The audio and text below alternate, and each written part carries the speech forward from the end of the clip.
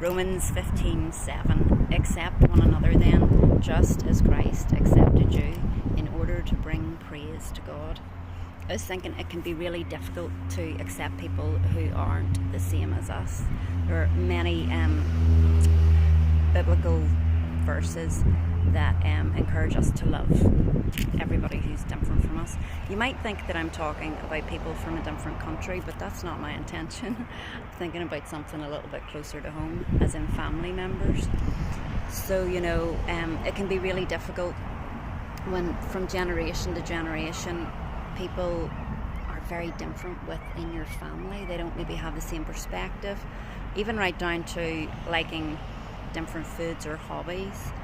You might find it difficult to connect with one another. But I think Jesus is calling us to love what we don't like, love in other people what we don't like. Now that could be mistaken. That statement could be, you'd be like, what?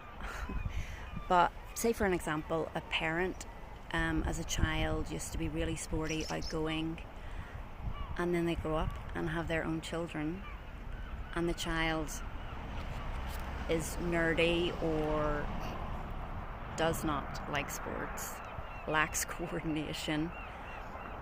I mean, we can judge each other, and sometimes we only see value in other people who have the same characteristics and personality as ourselves.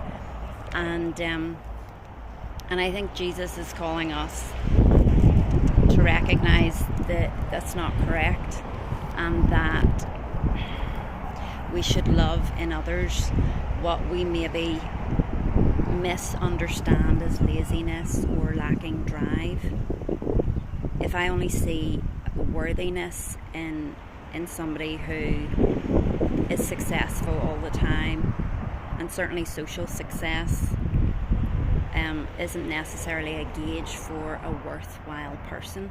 So if somebody is different from you, and we could start off with family members, it's maybe a good idea to reflect and ask yourself why you don't like an attribute, a characteristic, or a personality in somebody close to you. Because I think that there's a lot to learn about yourself when you can be honest and reflect. So Colossians 3:11, where there is neither Greek nor Jew, circumcision nor uncircumcision, barbarian, Scythian, bond nor free, but Christ is all and in all.